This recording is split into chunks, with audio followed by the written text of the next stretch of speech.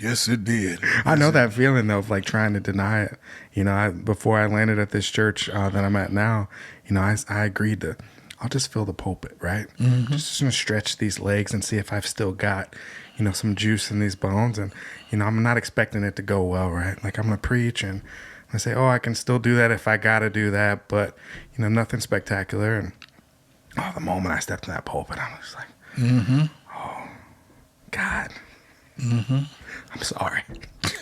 I'm sorry. That's all you can say, right? I'm sorry. Yes. I'm sorry. I didn't trust you, and I didn't trust that like this was the call on my life. But thank you for affirming it. Oh, indeed. And God certainly does that for us More than once. And you've had this experience of being in this church context and getting to see all the behind the scenes.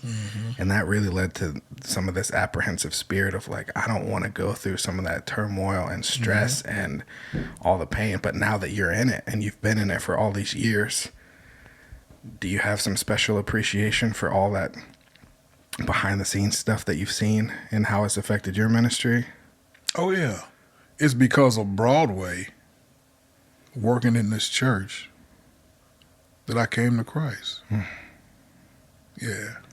Because when I first started working here in 92, I wasn't saved. I was doing everything I thought I was big and bad enough to do. Yeah. But I mean, I held it. It was just a job to me. Right. But then my personal life, issues arose with my wife and myself and a lot of different stuff. And I would come to work and I would go downstairs in one of the rooms and pray.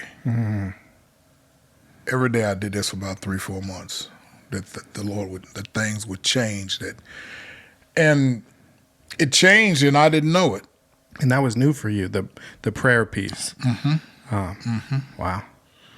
I mean, I was still going out in the nightclubs. Well, all that time my wife had stopped, and she was spending a lot of time at home, which she hadn't done before, and I was still out kicking it. And the Holy Spirit, I'll never forget it, the Holy Spirit came to me while I was in the nightclub and told me and said, I've done what you asked me to do. Where are you? Yeah, so I left the nightclub that night and hadn't been back since. Gotta be side by side.